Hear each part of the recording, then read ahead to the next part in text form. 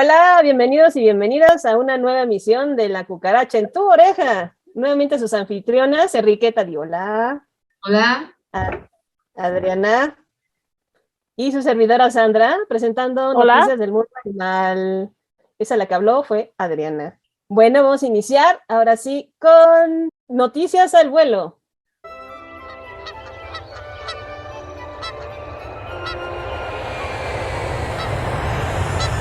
Mercado libre de crueldad alcanza 14.23 billones para el 2030, reporte de Market Research y publicado en Global Newswire. Entre otras cosas, juez da suspensión definitiva a las corridas corridas de toros de la Ciudad de México, y sobre el mismo tema, la jefa del gobierno pues pide hacer una consulta sobre el tema. Y la Corte dictamina improcedente la declaración de Nayarit de declarar patrimonio cultural de las corridas de toros. También vamos a hablar si puede ser morales el resto de los animales. Tirotean el Centro de Conservación Ecoparque en Colima y mueren 2 animales. También van a abrir un nuevo acuario en Tepeyac, que será el más grande de Latinoamérica. Y solo en Canadá, un castor dejó sin internet a 15 ciudades del noroeste del país, así como nuestro etotip. Bueno, vamos a iniciar con exóticos. ¿Qué nos puede decir, Adriana?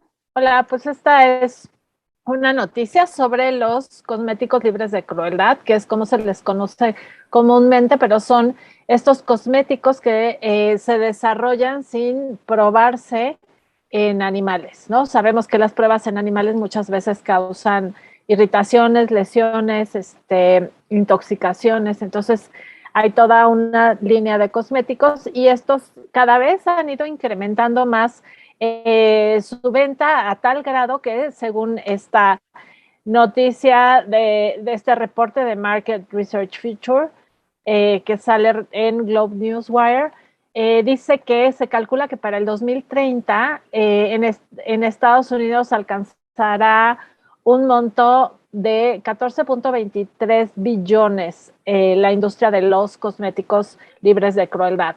Y esto resulta por 2 puntos básicamente. Uno es que cada vez hay más personas conscientes y preocupadas por lo que sucede con los productos que utilizan o utilizamos cosméticos y buscan causar el menor daño posible a otros animales.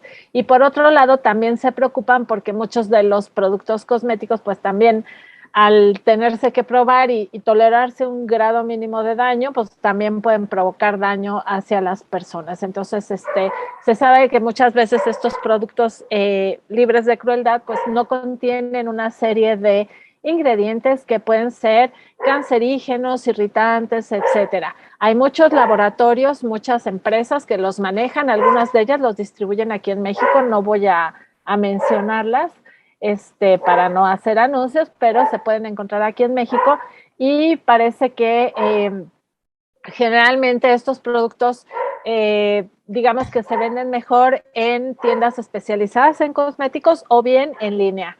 Y entonces, pues es esta básicamente la noticia. Sabemos que en Estados Unidos es donde está como teniendo mucho más auge y Canadá este tipo de productos o creciendo mucho más esta industria. Básicamente esa sería la noticia y aquí en México sabemos que ahora contamos incluso con legislación igual que en otros países que no permite que los productos cosméticos específicamente sean probados en animales y esto también de alguna manera impulsa este tipo de industrias. Entonces eso sería la nota en cuanto a lo que está sucediendo con este tema a nivel internacional. claro, y también a lo mejor ahí comentar que esta parte de los cosméticos pues también incluye lo que son pues perfumes, productos para el cabello, ¿no? Pues por supuesto también cremas, ¿no? Porque a lo mejor a veces pensamos que nada más es el rímel o el labial o así, pero bueno, también incluye ya que mucha gente se preocupa porque la marca te diga que está libre de crueldad animal en cuanto al shampoo, en cuanto a los perfumes y todo eso, ¿no? Uh-huh. Y esto es buena señal porque así se ve que ya los consumidores pues tienen mucha más cultura en relación a esto y buscan consumir de forma más informada. Entonces se está cambiando la forma de consumo y también dentro de la nota algo interesante que menciona es que durante ahora que nos encerraron con lo del COVID, pues uno de los principales productos que se compraron para el tema de cosméticos pues fue precisamente libre de crueldad, ¿no? Entonces como que dio un boom para el uso de este tipo de productos.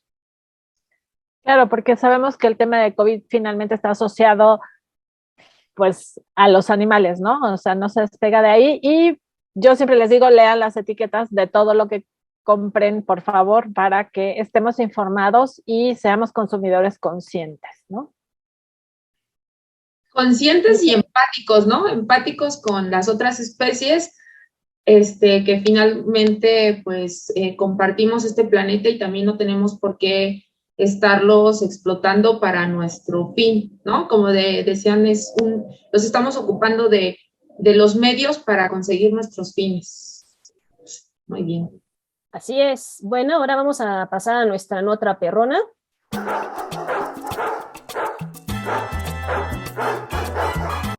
Pues toda esta semana y la semana pasada pues ha estado en boga el tema de los toros.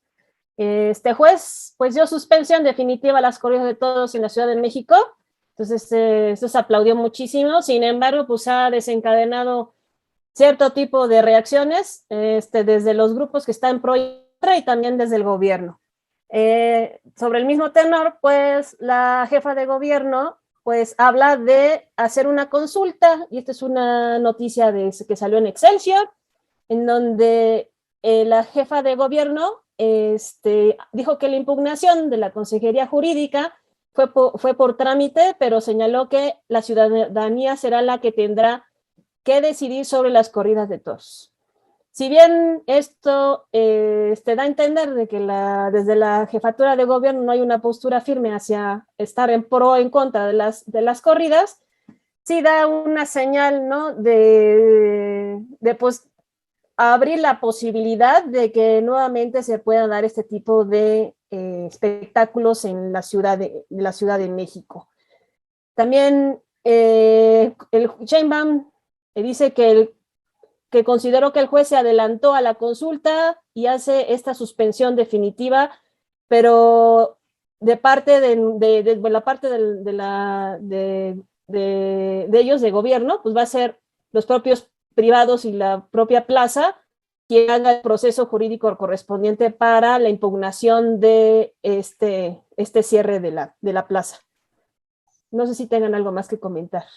Sí, yo nada más quisiera aclarar que no es en la Ciudad de México, es únicamente en la Plaza México, en la Plaza de Toros. Las otras lugares donde se hacen corridas siguen funcionando. Y por eso a mí en lo particular me llama mucho la atención que el gobierno de la Ciudad de México se haya metido a impugnar, no importa si fue Consejería Jurídica o quién, en un procedimiento judicial entre particulares, ¿no?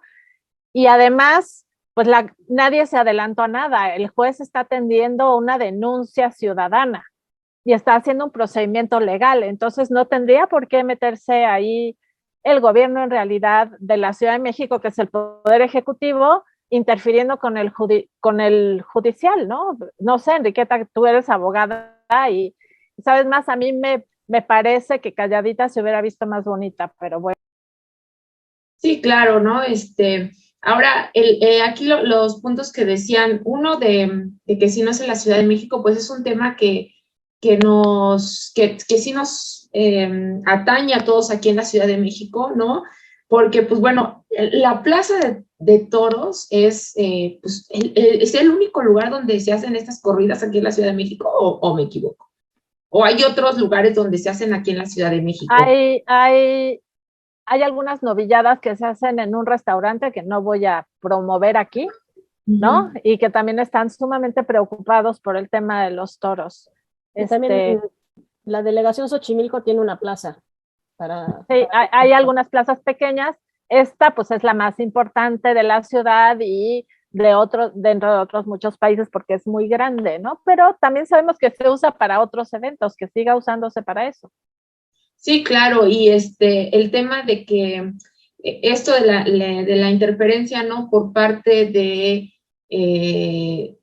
Ejecutivo en un asunto que es de carácter judicial, porque a final de cuentas la ley no se consulta, ¿no? O sea, la ley está hecha para cumplirse y justamente es para regular todo el tema social, las conductas, todo lo que tiene que ver con una mejor sociedad. Por eso se establece el derecho, no es para, oye, ¿te parece bien si consultamos si están de acuerdo con que se pasen el semáforo de esta avenida o no? O sea, para eso hay reglas, ¿no? Y hay disposiciones. ¿O están de acuerdo con que se eduque a los niños pegándoles o no pegándoles, ¿no? O respetamos su derecho o no lo respetamos. O sea, creo que la ley no puede estarse consultando y tampoco decir que pues, se adelantó el juez. El juez tiene la función importante, ¿no? Su cargo de justamente entrar a lo que está pasando en los asuntos, en una controversia, ¿no? En donde alguien tiene que determinar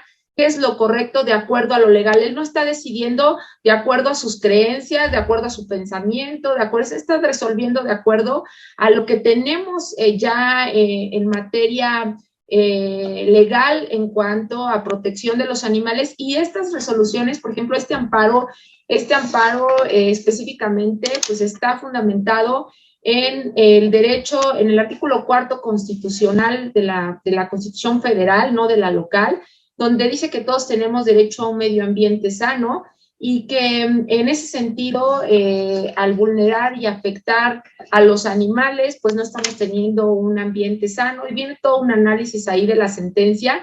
Y también recordar que ya había un precedente también en una sentencia de amparo en la 163 del 2018, que fue con esta situación de la prohibición de los gallos, ¿no? De las peleas de gallos, en donde ahí el juez, en todo su análisis y toda su argumentación, aparte legal, pues dice que el tema de la identidad cultural no es admirable por ser tradicional, ¿no?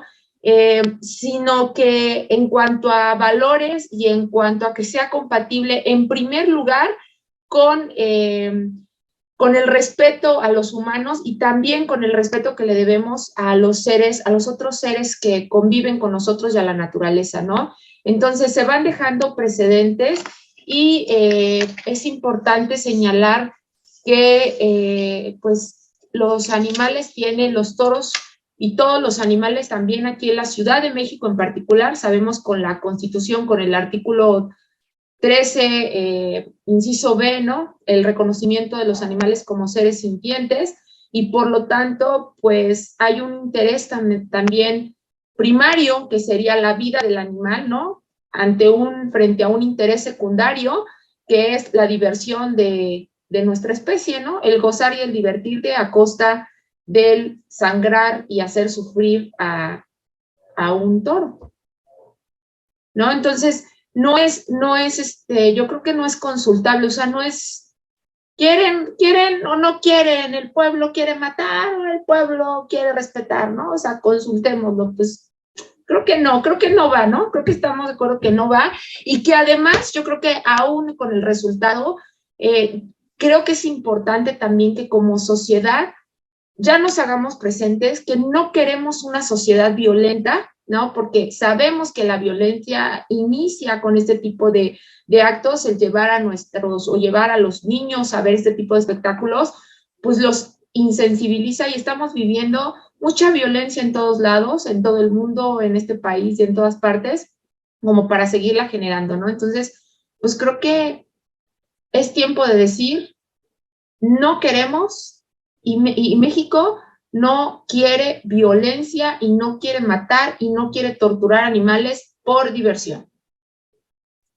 Así es, estoy totalmente de acuerdo contigo, Enriqueta. Muchísimas gracias. Ahora vamos otra vez, pues dentro del mismo tema, vamos a hablar el bicho legal. La Corte determina que el estado de Nayarit carece de facultades para declarar a la fiesta taurina y a las peleas de gallos como patrimonio cultural inmaterial. La segunda sala de la Suprema Corte otorgó un amparo contra el decreto del Estado de Nayarit, en el cual se declaró a la fiesta taurina y a las peleas de gallos como patrimonio cultural inmaterial de la entidad federativa. Para otorgar el amparo, la sala precisó que la facultad para emitir este tipo de declaratorias sobre patrimonio cultural corresponde a la Federación y no a los estados, conforme a la interpretación de la Constitución Federal y la Ley General de Cultura y de Derechos Culturales. Entonces, pues tómenla, ¿no? Otra vez, ahí está, se los echaron otra vez, se los echaron abajo porque no es competencia de los estados, sino de la federación. Y aquí como que están dando ya sus patadas de ahogados, ¿no? Para decir, pues entonces nosotros, ¿no? Aquí en este estado se va a declarar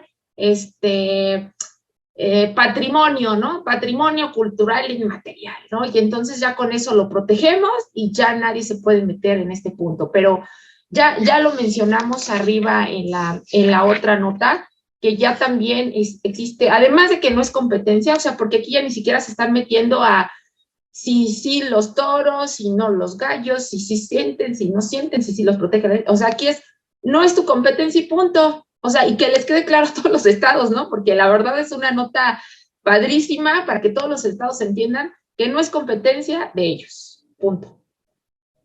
Sí, porque un poco la estrategia, ¿no? De la gente que quiere promover estas actividades o que continúen o perpetuarlas, pues es estar tratando de convertirlas en esto e ir estado por estado, ¿no? Así poquito por poquito. Lo han intentado a nivel internacional, pero la verdad es que a mí me daría vergüenza vivir en un país que tuviera esto como patrimonio cultural, ¿no? Claro. Una salvajada. Sí, por ahí andaban diciendo que la UNESCO reconocía esto, es una mentira. En ninguna parte dentro de la UNESCO se reconoce este tipo de actividades crueles en contra de los animales. Pues muchísimas gracias. Ahora vamos a entrar a nuestra nota desde la ciencia. ¿Qué nos puedes decir, Adriana? Pues tenemos algo como súper interesante. Sabemos que los animales son seres sintientes y hay una discusión de otra capacidad, o si esta entra dentro de la sintiencia, de si es que los animales pueden ser morales, ¿no?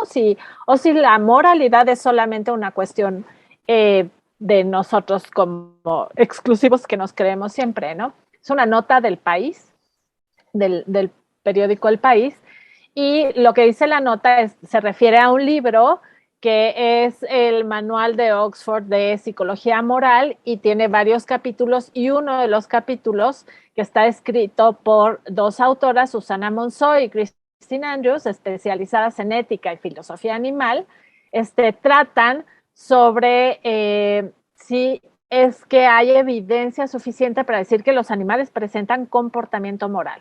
Y entonces ellas hacen varias preguntas, ¿no? Si es que al resto de los animales les importan los demás, es decir, si son capaces de identificar y satisfacer las necesidades de otros individuos y si se ven afectados por lo que le está pasando a otros individuos. Y entonces se necesitan ciertas capacidades como empatía, compasión, dolor y amor o afecto, que son estas emociones que son necesarias para que exista la moralidad, ¿no? Y entonces hay como muchos estudios a través de la etología, del estudio del comportamiento animal, que van poniendo poco a poco más y más evidencia sobre estas capacidades en los animales. Y entre ellos hay 3 ejemplos que se dan, que son el duelo por la muerte de algún otro miembro del grupo, la consolación hacia otro y la ayuda, ¿no? Entonces, se ha demostrado en distintas especies de manera científica por lo menos se ha descrito este comportamiento de duelo en elefantes, en primates, en perros, en cetáceos, en jirafas, en pecaríes y también en algunas aves, ¿no? Y los elefantes son muy famosos por este comportamiento de duelo, pero se ha visto este comportamiento en otras especies. En cuanto al comportamiento de consolar a otros, se ha documentado en primates, en elefantes, en cetáceos, en roedores y en cuervos. Y hay una especie con la que todas estas estudios sobre cognición, sobre capacidades mentales de los animales y comportamiento, se hace mucho recientemente, que es el perro, justamente, ¿no? Porque son animales que tenemos muy cerca, con los que convivimos todos los días, podemos educarlos y, bueno, podemos someterlos como a distintas experiencias y hacer evaluaciones con números suficientes para que quede asentado científicamente. Y entonces, lo que han visto es, si hay evidencia, o sea, eso sí se sabe que los perros pueden identificar nuestras emociones, las de los seres humanos, y responder en función de las emociones, ¿no? Pero, y este es un proceso de coevolución por vivir con nosotros durante tantos años.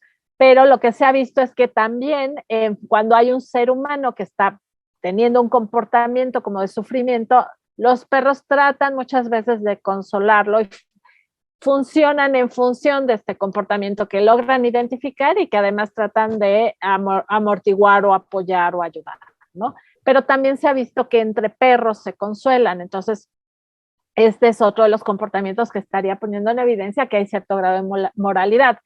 Y otro de los comportamientos es si un individuo se preocupa por otro lo suficiente como para ayudarlo, ¿no? Entonces, otra vez, este comportamiento se ha identificado en perros, en elefantes, en roedores y en palomas, ¿no? Y también se ha visto que los delfines se ayudan entre ellos y hay como mucha información anecdótica de animales, de delfines que ayudan a humanos, etcétera, por ejemplo, ¿no? Que los tratan de proteger. Es muy importante mencionar que aunque esta nota se refiere y está poniendo ejemplos específicos, son en los que hay los estudios científicos y no quiere decir que en otras especies no existan estos comportamientos, o a menos que haya estudios que específicamente digan no se identificó en tal especie. Entonces, la conclusión de estas autoras es como muy clara. Hay animales a los que les importan los demás. Y si esto no los convierte en seres morales, pues muchas veces sigue debatiéndose. Sin embargo, hay otros autores o distintos autores que justamente consideran que la moralidad es un producto de la evolución también y que no somos la única especie que contamos con ella. Entonces, mientras sigamos dispuestos a considerarnos a nosotros mismos morales, pues entonces también tendríamos que preguntar si los otros animales también pueden ser morales. Entonces es una nota interesante y a mí me gusta en lo particular porque nos va quitando de esa excepcionalidad en la que siempre creemos estar frente al resto de los seres del planeta. Sí, así es. Y por ejemplo, también hay otro estudio ahí de estudios en murciélagos hematófagos, que también es bastante conocida de cómo si un murciélago no comparte alimento con los demás ya no cooperan con él para ayudarlo, por ejemplo, a acicalarse, porque ellos se acicalan para ayudarse, se acicalan muchísimo entre ellos. Se ha visto que murciélagos que no comparten alimento con los demás, no los acicalan, no dejan de acicalar. Y también, para los que estén más interesados en este tema, pues yo les recomiendo mucho un autor que se llama Frans de Waal, que ha estudiado muchísimo este tema, y es interesante un libro que tiene él que habla precisamente de que si somos lo suficientemente inteligentes para entender la inteligencia de los animales, ¿no? Cuestiona esto mucho y va muy de la parte de lo que mencionó Adriana, de que pues sí, probablemente muchísimos animales tienen esta capacidad también de moral, pero sin embargo pues no tenemos hasta el momento las herramientas necesarias como para poder evaluar este tipo de conductas en esos animales. Y yo nada más quise, otro libro que les podemos recomendar es el de Mark Bekoff, que se llama Justicia Animal, y justo parte de la moralidad es reconocer lo que está bien y lo que está mal, y hay grupos sociales de animales que tienen castigos y premios, ¿no? Funcionan así, o recompensas. y esto es parte de lo que se considera justicia. Entonces ya les dejamos mucha tarea para leer a quien les guste el tema. Bien, muchísimas gracias. Bueno, pues ahora vamos a entrar con nuestro etotip, con nuestra etóloga de cabecera, Gaby. Hola, buenos días. Han salido varios videos y notas que sugieren las mejores razas para niños, las más fieles o incluso las más mal portadas, entre comillas, las más enfermizas. Y bueno, seguramente las personas que comparten sobre estos temas es con base a lo que investigan y a sus propias experiencias, pero también estoy segura que solamente dan una parte de la información. Bueno, primer punto, los humanos sí, en efecto han creado razas de perros y gatos con características para que el pelo sea de cierta forma, de cierta longitud, color, textura, etcétera, que no se caiga, o que la cola esté enroscada. Un sinfín de rasgos físicos que permiten distinguir entre razas, pero en esta selección tan dirigida puede que estén participando uno o varios genes en la producción de moléculas que también expresarán conductas. 2. La genética confiere participación para la expresión de enfermedades hereditarias, congénitas, de otro tipo, cardíacas, del sistema nervioso central, del sistema inmune, etc. Pero más que hacer caso del por qué no tener una raza, condenándola porque si va a expresar ciertas enfermedades, pues es investigar que si te gustan ciertas características físicas, pues esa raza podría presentar o tendría predisposición a ciertas enfermedades, o que requerirá cuidados de limpieza diarios, cepillado o atención médica mucho más constante. Y pues que los animales seguramente no elegirían nacer con dificultades para respirar o tener sus oídos y pliegues de la piel sucios, ¿verdad? 3. Catalogar por raza en cuanto a lo conductual, que si son obstinados, fieles, agresivos, miedosos, etc. Considero que es quitarle su personalidad y como si estuvieran hechos en serie.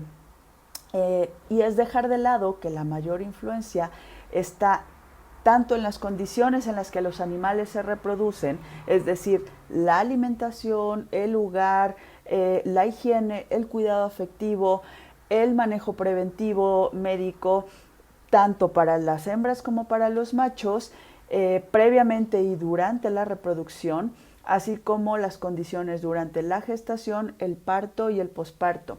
Y también, pues, cómo nacen esos individuos, en dónde, con quiénes, cómo se desarrolla durante toda su vida, y esto aplica, pues, a los mestizos también. Ahora, antes de pensar en raza, yo preguntaría, ¿sabes lo que es un perro o lo que es un gato? Me refiero a, como especie, ¿conoces sobre su biología, sus necesidades físicas, fisiológicas, conductuales? Pues son totalmente diferentes. ¿Cuál sería tu expectativa de tener un perro o un gato? 5. El ambiente físico en el que viven, sea grande o pequeño, tenga jardín, balcón, etc. Tú le puedes enseñar dónde sí estar, dónde no subirse, y no catalogarlo como que sí son desastrosos. Un ejemplo, si el perro le gusta explorar con su olfato la basura, entonces no dejes a su alcance ese bote de basura, porque le va a llamar la atención. Si tu gato orina donde no quieres, tiene las condiciones de arenero, lugar, sustrato, etcétera, para que pueda hacerlo, a veces modificando el espacio o haciendo cambios en ese espacio físico, entonces ayuda a evitar que se presenten ciertas conductas que no quieres.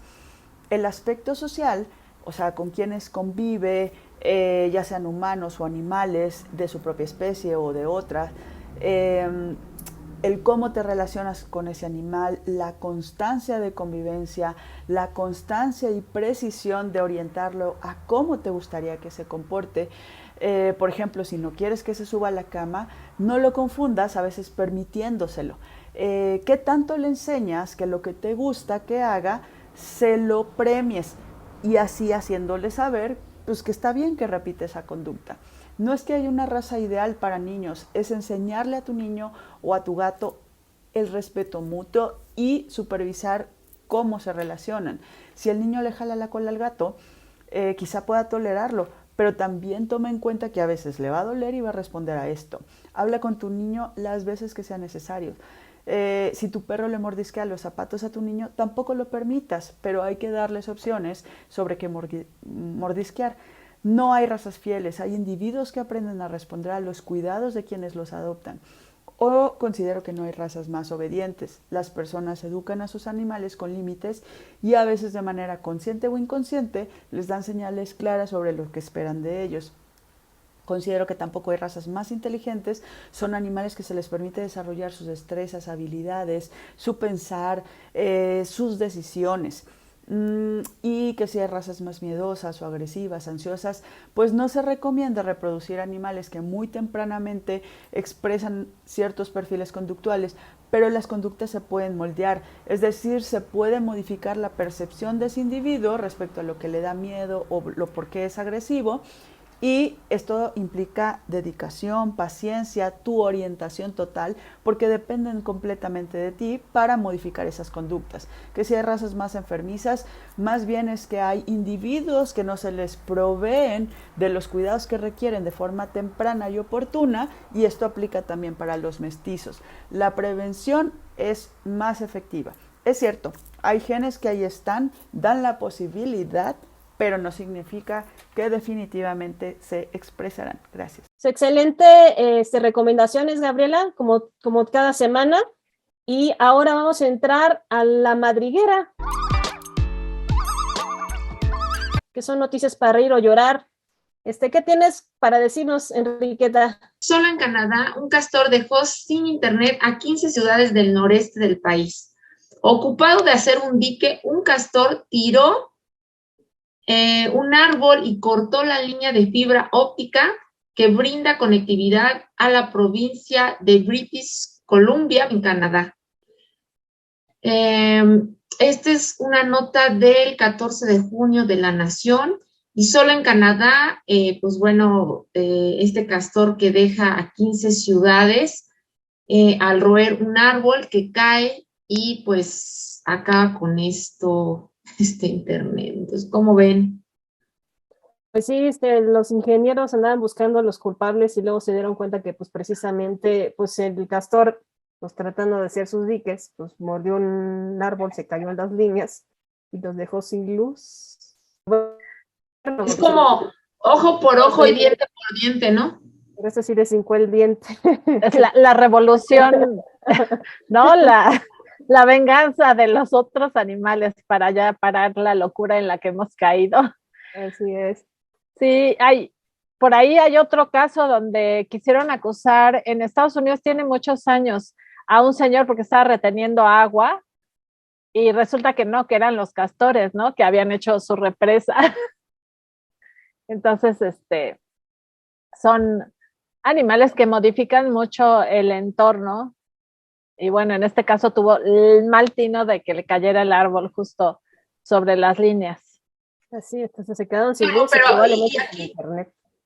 Y aquí además, pues vemos que él no tiene la intención, ¿no? Él está ahí haciendo sus actividades. Alguna vez decían, a ver, ve, si son tan inteligentes, ¿por qué no construyen, no? O sea, no, a quien diga. Y si los animales son tan inteligentes, ¿por qué no hacen sus casas? Claro que construyen, ¿no? Y ahí tenemos ahí a nuestro castor, trabaje y trabaje, pero pues no vio los cables ni toda la afectación que implicaba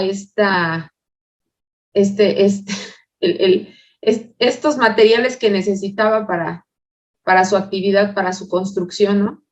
Pues sí, ni modos. Shit happens, como dirían. Ahora vamos a entrar a nuestra sección de salvajes.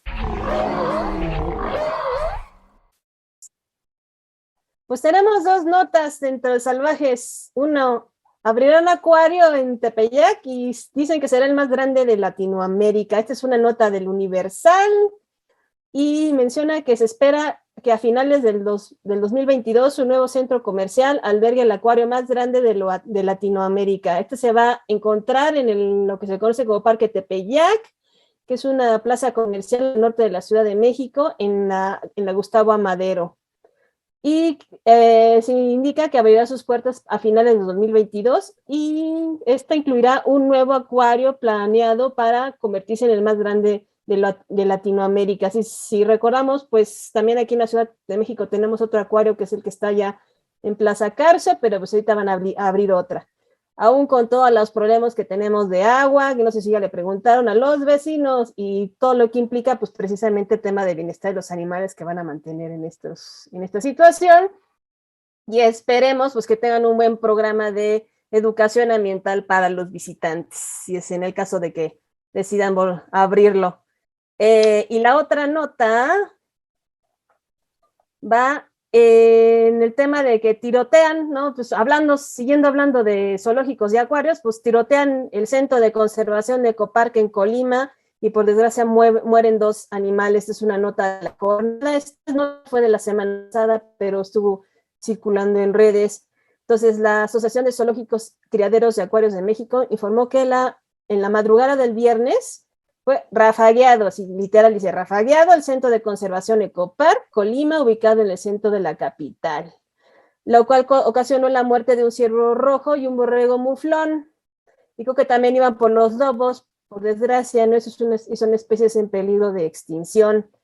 Este Centro para la Conservación e Investigación de la Vida Silvestre, o CIRS, tiene el aval de la Semarnat y también explican que decenas de animales se encontraron muy alterados por la balacera y cada ejemplar, pero también tuvieron revisión médica veterinaria minuciosa para descartar que hayan tenido pues, lesiones.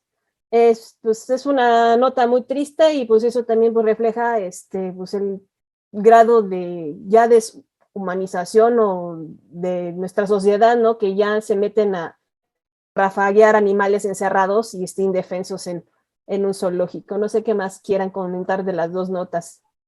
Pues bueno, perdón, lo del acuario que a mí me parece grave, porque no hay un sistema de supervisión estricto muchas veces con estos lugares, ¿no? Y depende de qué animales quieran tener en cautiverio, pero sabemos que muchos de los animales la pasan realmente mal en cautiverio y que no deberían ni siquiera de pretenderse tener así.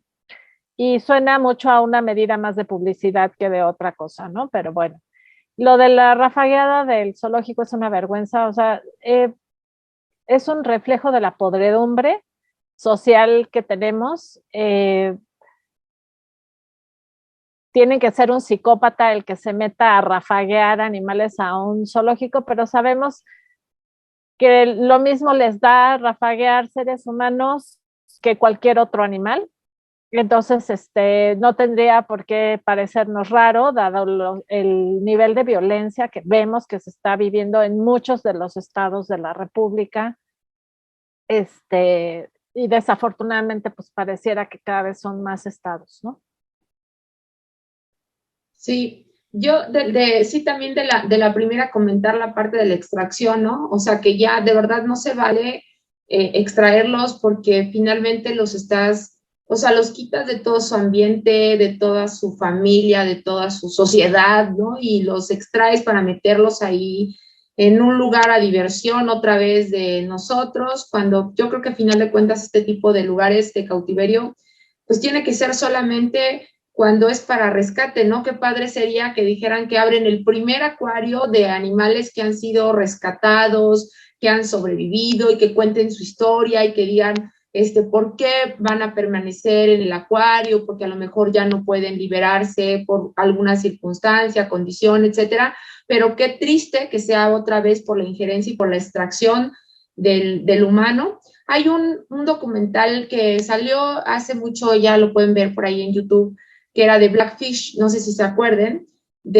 fue un documental 2013 que contaba justamente la historia de Tilicum, que es, de las orcas que están en cautiverio, ¿no? Cómo las extraen, ojalá puedan, si no lo han visto, échenle un ojo a Blackfish, y toda esta extracción de las orcas, cómo las separan de su madre, cómo matan a la manada, ¿no? A la sociedad que las protege, cómo las matan para agarrar a las crías, cómo meterlas en una frustración, en una pecera, en una alberca, ¿no? Diminuta para estos animales con grandes dimensiones que recorren kilómetros de mar y que meterlas ahí pues resulta frustrante. Y nos cuentan aparte son todos los entrenadores, ¿no? De SeaWorld que cuentan esta parte tan importante y tan terrible que es la forma en cómo los extrae. Incluso uno de los que extrae a una de las ballenas, un cazador,